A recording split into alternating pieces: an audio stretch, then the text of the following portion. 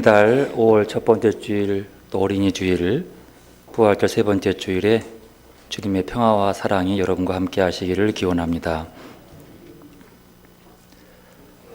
딩크족이라고 하는 말이 있다고 합니다. 딩크. 영어로 된 앞에 약자만 모아놓고 부르는 이름을 딩크라고 하는데, 이 족들은 정상적인 부부 생활을 영위하면서 의도적으로 자녀를 두지 않는 맞벌이 부부들을 일컫는 말이라고 합니다. 최근 신세대의 생활 양식과 가치관을 대변하는 용어인데요. 미국 젊은이들에게 크게 유행하는 용어랍니다. 이건 인터넷 사전에 나온 얘기예요. 딩크족들은 한 사회적 관심과 국제적 감각, 상대방의 자유와 자립을 굉장히 존중하면서 일하는 것을 보람으로 느끼고 살아가는. 그런데 의도적으로 자녀는 두지 않는 그런. 그래, 하나의 이것이 어떤 문제가 일으킬지 모르지만 상당한 국제적인 뉴스로 하죠. 우리나라도 불과 한 40년 전만 해도 애 좀 그만 낳으라고, 둘만 낳아 잘 기르자고 구호를 외치면서 애를 적게 낳게 했습니다. 그래도 말을 안 들으니까 한 명 낳아 잘 기르자. 그런데 결국 50년도 못 돼서 제발 애 좀 낳으라고, 애 좀 낳아야 했다고, 나라가 망하겠다고 아우성을 치게 됐습니다. 그런데도 드디어 우리나라는 또 1등을 했습니다. 아이를 가장 적게 낳는 나라, 아이를 안 낳는 나라. 요즘 젊은이들이 태세죠. 결혼하고 둘이 살면서도 그것은 좋은데 아이를 낳지 않겠다는 거예요. 다 똑같지 않습니다만 의도적으로, 아이를 못 낳은 사람 아니고요, 의도적으로 아이를 낳지 않으려고 하는 젊은이들에게 물어보면 가장 큰 문제가 무엇일까요? 무엇 때문에 아이를 안 낳는다 할까요? 대부분은 돈 때문입니다. 아이를 낳으면 이 아이에 들어가는 양육비가, 돈이 우리나라에서는 굉장히 많기 때문에 돈 계산하면 힘든 거예요. 부모들의 입장에서 자식이 커가는데 자식들에게 여러분 가장 미안한 게 뭐예요? 여러분 자녀들에게 제일 미안한 게 뭐예요? 강남의 아이들은 한 달에 수백만 원짜리 학원을 보내 학교를 다니는데 나는 못 보내. 남의 자식들은 빵빵하게 돈 대주는데 나는 그걸 못 해줘서 늘 미안해요. 그 미안해서 자식이 많을수록 그 부담이 더 커지는 거예요. 솔직한 고백입니다. 저도 그걸 생각해요. 되게 미안할 때가 있어요. 그런데요, 한 번쯤 생각해 보십시다. 성경에서 경제적인 문제 때문에 자녀 양육의 문제와 결부시킨다면 이것은 성경적인 것인지, 이게 옳은 일인지, 자식을 의도적으로 갖지 않는 문제가 돈 때문이라면, 경제 문제 때문이라면, 그것은 그 개인의 문제가 아니라 이 나라 전체의 심각한 성경적인 오류, 더 나아가서 하나님의 뜻을 위반하고 있다라고 볼 수 있습니다. 성경적인 생명 존중의 문제가 자녀들의 문제까지, 아이들의 문제까지 가버린다면 말입니다. 이런 사회를 만드는 것은, 이것은 분명히 잘못된 사회예요. 그렇다고 온 세계가 다 그러는 것은 아닙니다. 온 세계가 자녀들 때문에, 돈 때문에 자녀를 낳지 않는 그런 세대는 아니라고 하는 거지요. 우리나라가 유별나게 자녀에게 돈을 많이 주는 나라입니다. 돈으로 행세하는 나라가 우리나라예요. 그걸 못 따라가서 너무 힘들어해요. 그래서 유럽의 나라들은, 잘 사는 나라들이요, 돌 같은 나라들은 아이들에게 누가 더 돈을 많이 주면 천박한 부모가 돼요. 같은 또래의 아이들보다도 내가 좀 더 많은 용돈을 주면 아주 천박한 사람이 돼요. 그래서 평균적으로, 법은 아니지만 불문불적으로 초등학교 4학년이면 일반적으로 비슷한 용돈을 준답니다. 그 이유는 나라에서 양육비를 주는 거예요. 그것만큼만 써요. 그래서 남보다 더 우월하게 더 많은 돈을 들어서 더 잘나고 똑똑한 아이로 키우는 것 자체가 아주 안 좋은, 좀 배운 것이 없는, 머리에 든 것이 없는 사람 취급받기 때문에 안 한다는 거예요. 이게 상당히 중요한 문제죠. 그리고 거기는 대학원 박사원 졸업할 때까지 학비가 무료입니다. 나쁘고 맞네요. 그리고 그 나쁘고 맞는 것은 세금을 내는 그 나라 사람뿐만 아니라 세금 10원도 안 낸 유학생에도 똑같이 해줘요. 그리고 세금 10원도 안 낸 유학생 자녀에게도 똑같이 자녀 양육비를 지급해줘요. 그것은 내 중심의 사람들이 아니라 우리 민족의 핏줄만 의미한 것이 아니라 모든 생명에 자라나는 아이들에게는 동등한 권한을 준다는 거예요. 어디서 받느냐고 굳이 따질 필요는 없습니다만 오히려 그게 훨씬 성경적이고 믿음 있는 모습이에요. 믿음의 사람들, 성경적인 모습은 모든 생명이 다 동등해요. 색깔과 그 사람의 처지와 상관없이 돈의 문제로 자식의 양육의 문제를 비교시킨다. 천박하게 그지없는 거라고 볼 수 있는 거죠. 그런데요, 이런 역할을 대변하는 곳이 우리나라 교회에도 그렇습니다. 교회에서도 자녀 양육의 법칙이 경제의 논리로 부합되어 있습니다. 보십시오. 돈 많이 벌고 출세하고 이름 날리는 자리에 앉는 것을 하나님의 은혜를 많이 입은 사람으로 취급합니다. 교회에서요. 부모가 믿음이 좋아서 기도 열심히 해서 자식이 남보다 위에 있고 더 많은 월급 받는다고 자랑하고 간증합니다. 축구 선수는 믿음이 좋아서 믿음 좋은 사람이 골 잘 넣고 기도하는 모습이 자랑스럽게 생각합니다. 그걸 믿음이라고 강조하죠. 그러다 보니 하나님 안에서, 그리스도 안에서도 엄청난 차별을 느끼고 살아갑니다. 취직이 안 되고 돈 못 벌면 믿음 없는 사람처럼 왜 그렇게 열등의식에 빠지는지, 그리고 남보다 뛰어나면 왜 그렇게 믿음 있는 것처럼 자부심이 느껴지는지 아무리 생각해봐도 성경적이지 않습니다. 심지어 교회도 얼마나 숫자가 많냐, 헌금이 많냐로 우열을 가리는 우리나라의 아주 희귀한 비성경적인 논리의 방법이 있습니다. 경제로 사람을 판단한다. 사랑의 나눔이 있는 곳에 하나님이 계신다고 합니다. 하나님과 동행하는 것이 자본주의에서 돈 많이 벌고 떵떵거리고 높은 자리에 앉은 것과 결코 동등한 거라고 말할 수 없습니다.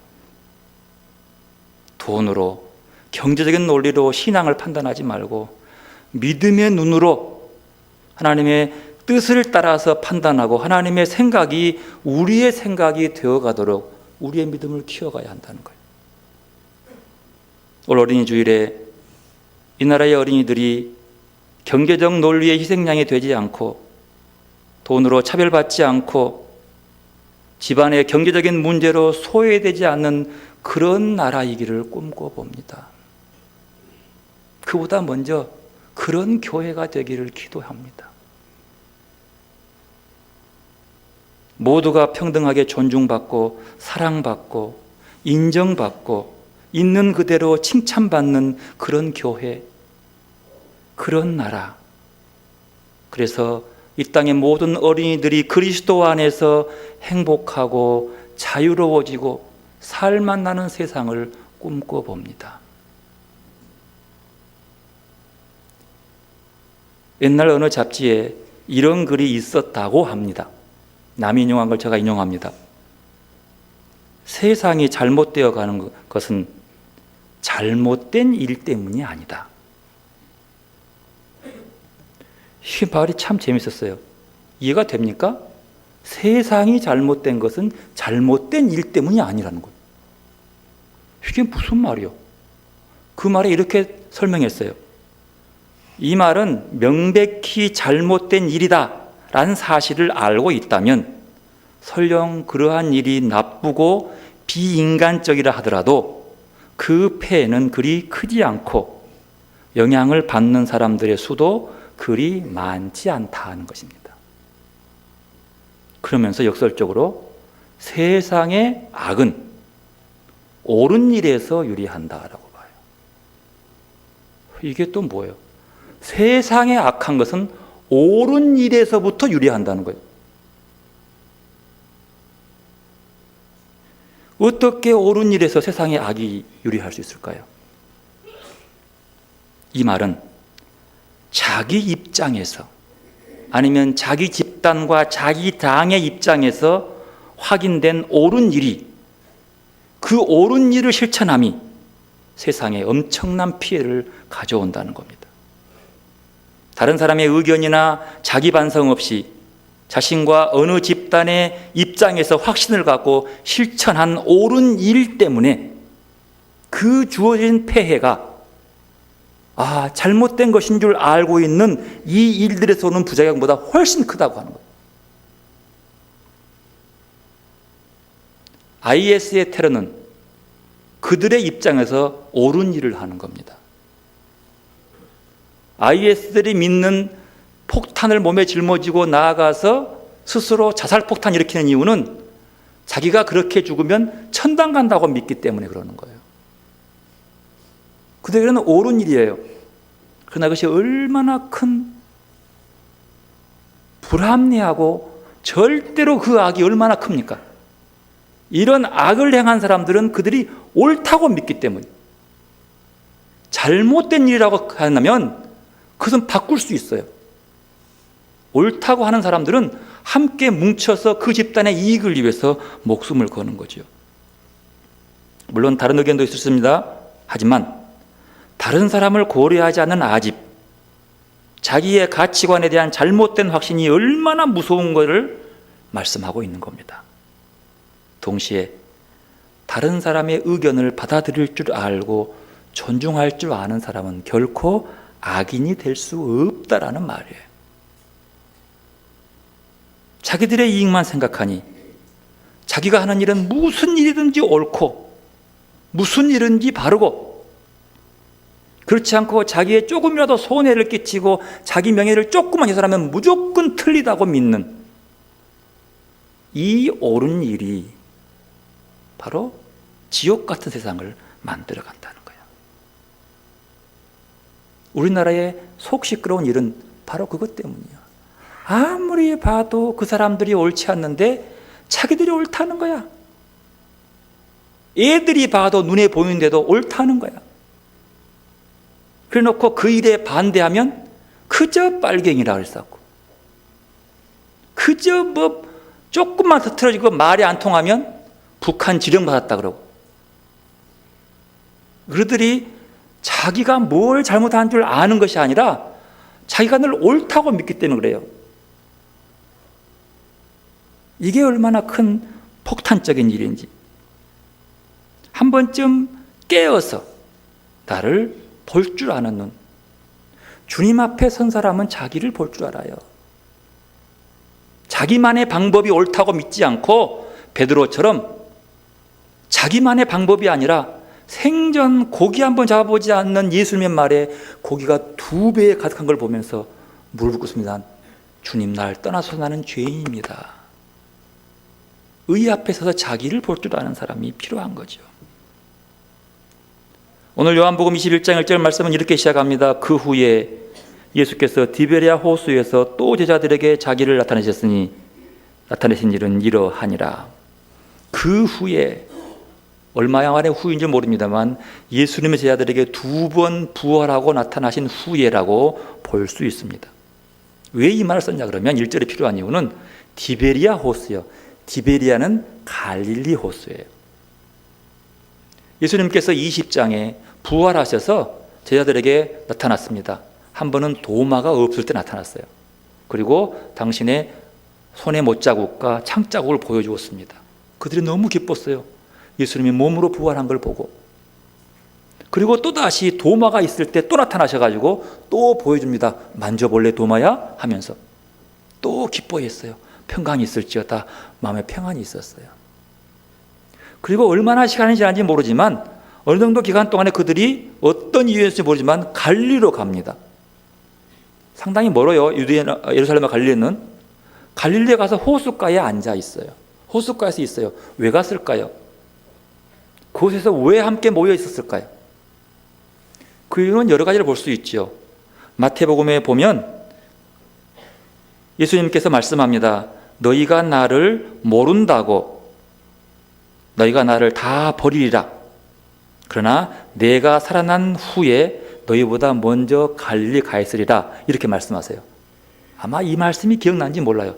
부활한 주님을 두 번 보니까 또 주님이 거기 가 있으면 만나기 위해서 뛰어갔는지 모릅니다. 또 하나는 이제 주님이 죽고 나서 부활한 주님 봤는데 이제 그 주님도 내 곁에 없고 가끔 나타나는데 먹고 살아야 한단 말이에요. 그래서 다시 고향 땅으로 돌아가서 자기 살 궁리를 하러 갔는지 모릅니다. 어쨌든 그들은 갈릴리 호숫가의 한 곳에 모여 있습니다. 그런데 모여있는 제자들의 이름이 조금 이상합니다. 2절 말씀 함께 읽어보겠습니다. 시몬 베드로와 디두모라 하는 도마와 갈릴리 가나 사람 나다나엘과 세베대의 아들들과 또 다른 제자 둘이 있더니. 지금 제자들 몇 명이 함께 모여 있어요? 2절에 보면 베드로, 도마, 나다나엘, 또 세베대의 아들 둘, 그리고 또 이름 모르는 제자 둘. 몇이에요? 7. 정확히 7이에요. 이름 모를 이것도 참 중요해요. 왜 이름 모르리라 했을까 이 말이에요. 어떤 분은 이 이름 모를 제자들에게 자기 이름을 쓱 집어넣는 거예요. 거기도 있었더니. 어쨌든 부활하신 주님을 또 만나기 위해서 모였는지 모르지만 예수님 제자 부활한 이후에 만난 11명 중에서 4명이 빕니다. 4명은 어디 갔을까요? 분명히 11명이 같이 부활한 예수를 만났습니다. 또 부활한 예수가 갈릴리에 오기 때문에 또 만나러 왔는데 그 4명이 안 보이는 거예요. 쉽습니다.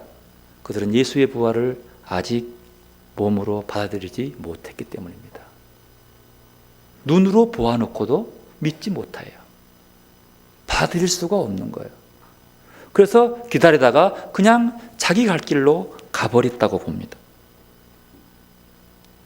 마태복음 28장 16절 이하에 보면 11제자가 갈릴리에 가서 예수께서 지시하신 산에 이르러 예수를 배웁고 경배하나 아직도 의심하는 사람들이 있더라. 뭘 의심해요? 부활한 예수에 대해서 의심하는 자가 있다는 말입니다. 그런데 이렇게 모여서 부활한 주님을 또 만나고 싶어 했다는 7명도 아직도 부활한 예수가 자기와 함께 있는 모습을 느끼지 못합니다. 3절 말씀 함께 읽어보겠습니다.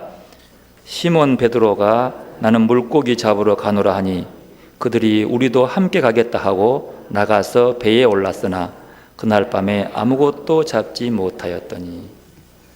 어디서 많이 보는 것 같죠? 함께 모여 있다가 그 후에 얼마나 시간이 모르지만 4명도 떠나고 7명 남아있는데 허무하게 허전하게 헛헛한 마음으로 아이고 주님 2번 봤지만 갈릴리 와서 보이지도 않고 돌아와서 보니 갈릴리 호수는 똑같은데 예수가 함께 없는 거예요. 헛헛한 마음에 물고기 잡으러 베드로가 나간다고 말하고 나갑니다. 이 뉘앙스 한번 보십시오. 이 뉘앙스가 어떻게 들리세요? 나는 물고기 잡으러 가노라. 아주 위험 있는 말처럼 들리십니까? 이렇게 들려옵니다. 저에게는 전라도 말투로 아이고 나는 물고기 잡으러 갈라네. 그냥 별 의미 없는 얘기야. 이렇게 축처 앉아서 외로운데 이 허망한 이 마음, 3년 동안 허비했던 자기 마음 생각하다 보니까 안타까워. 아이고, 나 그냥 물고기나 잡으러 갈라네.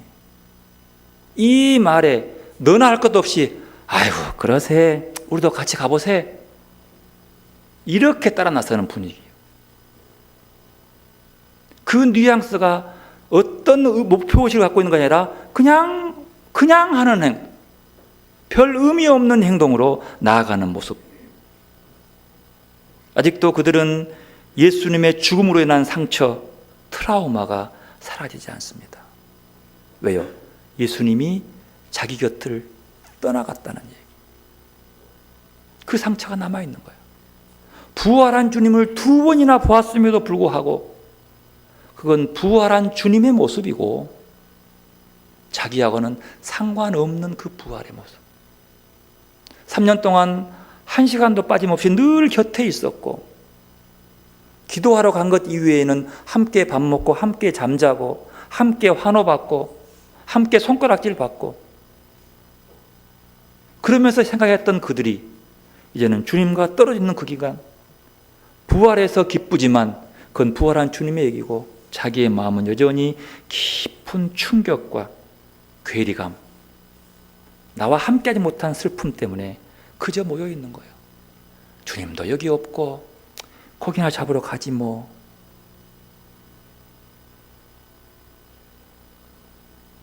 주님을 사랑한다고 하면서도 스스로의 방식에 사로잡혀 고집했던 내 모습과 어쩜 그렇게 비슷한 모습처럼 들려옵니다. 바로 여기서부터 신앙의 위기가 온다고 합니다. 주님의 부활을 믿지 못한 것도 아닙니다. 주님의 약속의 말씀을 믿지 못한 것도 아닙니다. 그런데 신앙의 회의가 생기고 의심이 생깁니다. 아니, 오히려 더 불타는 믿음으로 신앙생활을 합니다. 그런데 신앙의 위기가 찾아와요. 별로 그냥 열심히 믿습니다 하고 나가는데도 힘들어합니다. 왜일까요? 부활하신 주님이 나와 상관이 없고 동떨어진 느낌이 있기 때문에, 지금 내 삶의 부활의 기쁨이 몸으로 다가오지 않고 뚝 떨어져 있기 때문에 그런 거예요. 말씀을 들을 때는 기쁩니다. 감동이고 은혜롭습니다. 그러나 그 기쁨의 실체가 내 생활적인 삶 속에서는 아무런 영향을 주지 못하는 것과 마찬가지. 교회에 와서 찬송하고 기도하고 말씀할 때는 너무 순수하고 깨끗하고 좋은데 일터로 돌아가면 아이고 별로 주님과 함께 있는 모습이 아니라 동떨어진, 그렇다고 믿음 없는 것도 아니에요. 전도도 열심히 해. 베드로가 그랬습니다. 부활하신 무덤, 예수의 빈 무덤도 들여다보았고 주님을 2번이나 만나보았습니다. 감격스러웠고 뭔가 될 줄 알았습니다. 그러나 또 주님은 떠나가고 또 그분을 만나기 위해서 갈릴리에 돌아보니 호수는 그대로인데 주님이 없는 그 호수는 망망한 대해예요. 알 수 없는 정적에 휩싸여 그저 마지못해 고기 잡으러 우르르 몰려갑니다. 베드로가 노를 저어서 갈릴리 호수에서 그물을 던지지만 그날 밤이 새도록 물고기 한 마리 잡지 못합니다. 몇 번을 그물을 던졌는데 세상에 눈먼 고기 한 마리가 안 오는 거야. 어쩌면 당연한 것입니다. 고기 잡기 위해서 마음도 집중하지 않고 그저 던지는데 어느 바보 같은 물고기가 걸리겠습니까? 이게 바로 신앙의 위기입니다. 믿음의 위기라는 말씀입니다. 그런데 벌써 주님은, 부활한 주님은 저기 밖에서 서 계십니다. 제자들 그 누구도 그분이 부활하신 주님인 줄 알지도 못하고 알려고도 하지 않습니다. 믿음은 들음에서 난다고 합니다. 하지만 들음에서 생긴 그 믿음은 눈이 바뀝니다. 눈이 새로워져요. 믿음은 보는 눈이에요. 믿음은 이전에 보지 못했던 것들을 새롭게 보는 눈으로 바뀌어줍니다. 이전에 어둠을 봤지만 그 어둠을 빛으로 보는 눈이 믿음의 눈이라고 하는 거죠. 그러나 부활의 주님이 빛으로 서 있음에도 불구하고 보이지 않습니다. 왜요? 그들은 아직 믿음의 눈이 있지 않기 때문입니다. 내가 어렵고 힘들 때에 주님이 나와 함께 계시지 않는 것이 아니라 나와 함께 계시지만 나와 함께 있는 것을 내가 느끼지 못하는 거예요. 문제는 나에게 있는 거예요. 부활의 주님 때문에 만났지만 지금 없는 그 주님 때문에 헛헛한 그 마음, 그냥 잡히든 말든 휙휙 던져서 빈 그물이 올라와도 욕심도 없이 그저 허탕만 친 그날 밤, 주님이 그 앞에 서 있지만 알아보지 못합니다. 문제는 그들의 마음이요, 그들의 믿음의 문제예요. 바로 그럴 때 주님 말씀합니다. 5절 말씀 함께 있습니다. 예수께서 이르시되 얘들아 너희에게 고기가 있느냐? 대답하시되 없나이다. 당연한 결론 아닙니까? 정성을 들이지 않았으니까요. 아무 생각 없이 그물을 던졌으니까요. 느껴보십시다. 우리의 삶에서 예수가 없다면 이런 무의미한 일의 반복일 뿐입니다. 누가복음 5장에서 너희는 사람을 낚는 어부가 되게 하리라 라고 말씀했습니다. 사람을 낚는 그 어부들이 예수가 없으니 물고기 한 마리도 못 잡습니다. 아무것도 없는 거예요. 낚고 바짝은 허황된 거예요. 허무한 거예요. 아무것도 할 수 없는 그 고백, 주님이 함께 있다고 하는 사실을 느끼지 못한 삶의 비참한 모습입니다. 아무것도 없다고 고백할 수밖에 없는 삶, 예수 없는 삶입니다.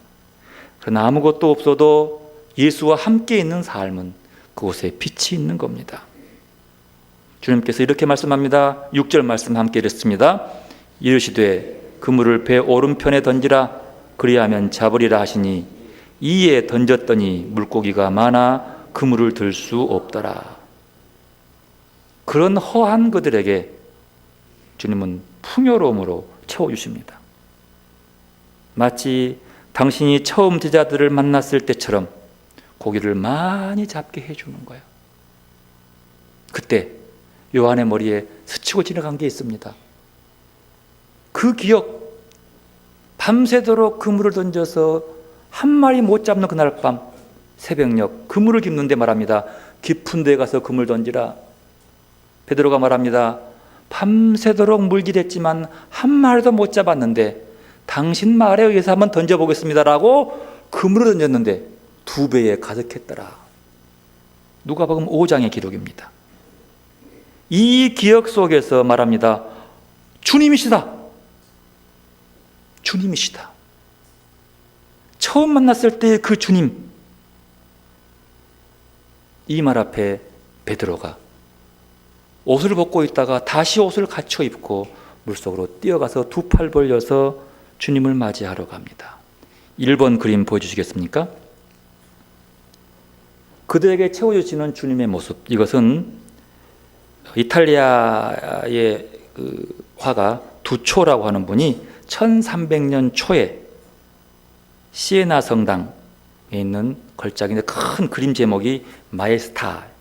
마에스타는 마이스트라는 뜻이에요. 주님 뜻인데 그 큰 그림, 이야기 그림 중에 티베리아 호수에 나타나신 예수님이라는 제목의 그림 한 부분이에요. 대단한 성당의 큰 시에스타 그 성당에 있는 그림 중에 한 부분. 이것이 요한복음 21장의 말씀을 근거로 그려놓은 그림입니다. 주님이 서 있죠. 예. 그리고 베드로가 옷 입고 물 위로 떼어내려온 보십시오. 제자들은 그 많은 물고기를 건져 올리고 있습니다. 잡고 있어. 걸려서 준비하고 힘을 쓰고 있는 모습입니다. 뛰어가는 모습.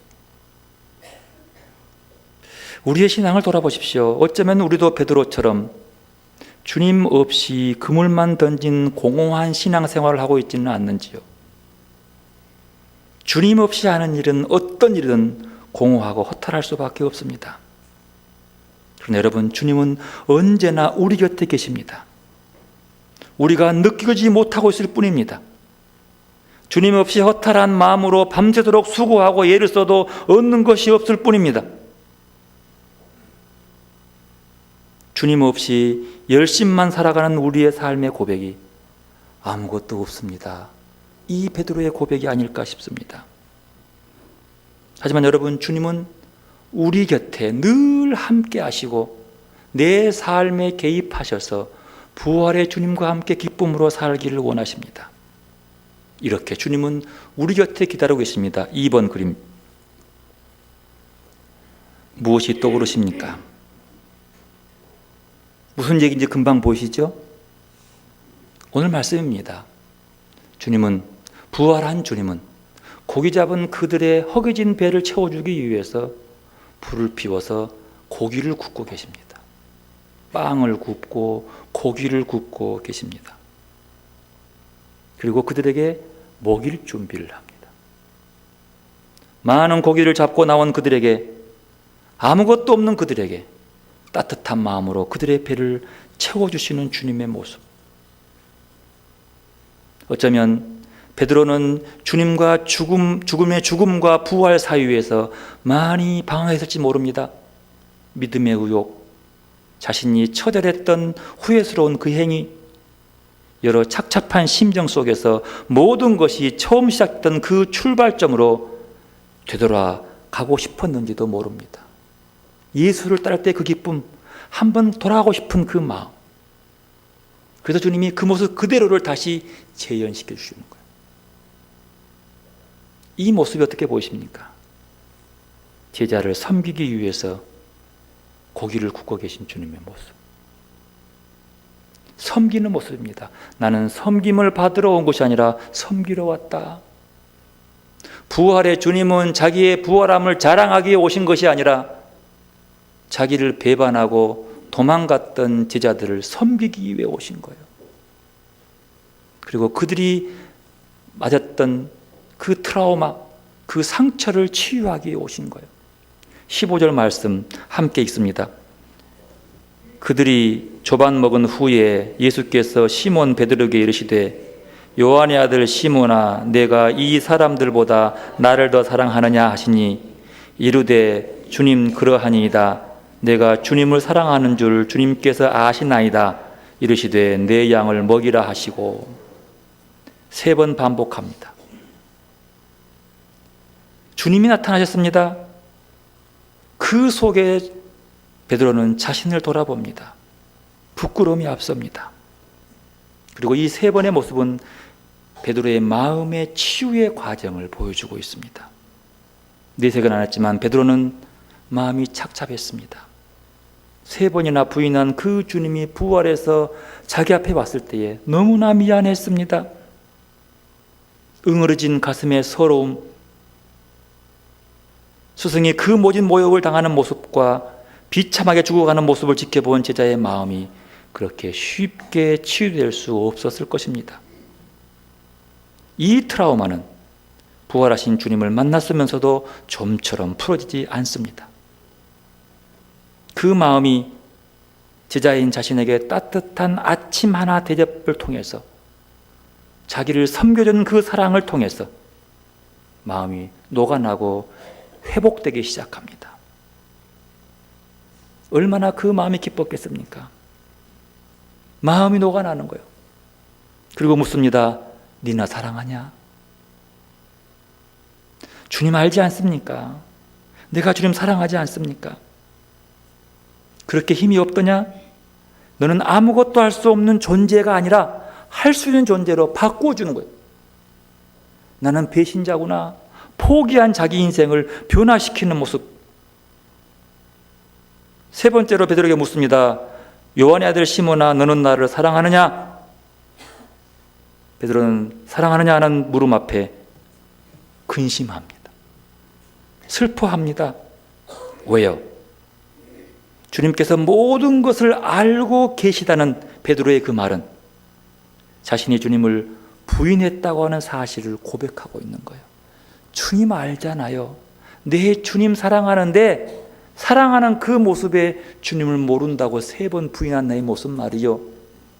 주님 알면서 왜 그렇게 자꾸 물어보십니까? 그러나 그런 베드로에게 주님은 또 한 번 기회를 주면서 말합니다. 나를 따르라. 무엇을 따르는 거예요? 주님을 따르는 모습이 뭐예요? 고기를 구워서 도망한 자들에게 먹이시는 모습. 부활의 주님을 온전히 믿지 못한 그들에게 배불리 먹이시며 이 섬기는 너희를 위해 섬기러 온 이 모습을 본받으라고 말이에요. 이 모습 좀 따라와라. 우리가 주님을 따라가면서 주님이 우리를 섬긴다는 사실을 놓치지 마시길 바랍니다. 주님은 부활한 이유가 우리를 섬기시기 위해서요. 어떻게 섬겨요? 배고플 때 고기를 구워서 아침 먹자. 힘내야지. 내 너와 함께 지켜보고 있어. 주님은 우리에게 묻습니다. 너 나를 사랑하느냐? 여러분 어떻게 대답하시겠습니까? 사랑하느냐? 나랑 아침 먹자. 그러면서 말합니다. 나를 따르라. 뭘 따르라는 겁니까? 주님의 섬김의 모습을 따르라고 하는 겁니다. 베드로가 고백합니다. 내 양을 먹이라. 예, 주님 그렇게 하겠습니다. 부활의 주님이 나와 함께 있는 삶의 모습은 주님의 섬김을 따라갈 수밖에 없는 거예요. 그리고 그 따라간 모습 속에서 주님이 이렇게 베드로의 장래를 예언합니다. 18절 19절 함께 있습니다. 내가 진실로 진실로 내게 이르노니 내가 젊어서는 스스로 띠띠고 원하는 곳으로 다녔거니와 늙어서는 내 팔을 벌리리니 남이 내게 띠띠우고 원하지 아니하는 곳으로 데려가리라. 이 말씀을 하심은 베드로가 어떠한 죽음으로 하나님께 영광을 돌릴 것을 가리키심이라. 이 말씀을 하시고 베드로에게 이르시되 나를 따르라. 이렇게 나와 함께 따라가면, 네가 나를 사랑하면 네의 마지막 결론은 누군가에 의해서 2팔을 벌려서 십자가에 못 박힐 것이고 네가 원하지 않는 곳으로 끌려가서 죽임을 당할 것이다. 베드로의 죽음을 예언하고 있어요. 그러면 부활의 주님을 따른다는 것이 손해지 않습니까? 뭔가 좀 남보다 달라야 되는데, 아니 주님을 따라가는데 마지막 결론이 너무 비참해. 그래도 그 부활의 주님과 함께하는 베드로는 그 길을 포기하지 않습니다. 이게 순교라고 해요. 베드로의 순교적 신앙은 부활의 신앙에 기초한 겁니다. 부활을 믿었기 때문에, 부활이 내 삶의 주인이 되었기 때문에, 부활의 주님이 내 삶과 함께 동행했기 때문에 2팔 벌려 거꾸로서 십자가 달려 죽임을 당한 베드로. 그러나 그 죽임이 하나님께 영광을 돌렸다고 하는 거죠. 교회사에서 수많은 순교자들이 나왔습니다. 자기 의지로 나온 순교가 아닙니다. IS처럼 자기 잘되기 위해서 스스로 죽는 이런 엉터리 같은 순교가 아닙니다. 부활의 주님과 함께 걸어가다가 부활을 믿고 순교가 전혀 두렵지 않는 거예요. 왜요? 부활이 있기 때문에. 주님이 십자가의 죽음이 두렵지 않고 기뻤던 이유는 주의 말씀 따라서, 주의 뜻 따라서, 아버지의 뜻 따라서 부활이 있었기 때문이라는 사실이죠. 순교의 신앙은 그래서 부활의 신앙에 기초하고 있습니다. 우리의 믿음이 이 땅을 살아가면서 순교의 신앙, 부활의 신앙으로 살아가는 성도들이 되시기를 바랍니다. 부활의 영성이 우리를 살리게 하고, 이 부활의 영성이 이 땅을 살리고 이 나라를 살리고 하나님의 뜻대로 아이들을 사랑할 수 있고 아이들이 기뻐하고 즐거워하는 나라로 만들어갈 수 있다는 사실을 믿고 부활의 주님과 함께 한 걸음 한 걸음 주와 동행하는 성도들이 되시기를 바랍니다. 부활의 영성이 순교의 영성입니다. 기도로 나가십시다. 부활하셔서 우리를 섬기기 위해 오시는 주님을 바라보시고 나를 따르라는 주의 음성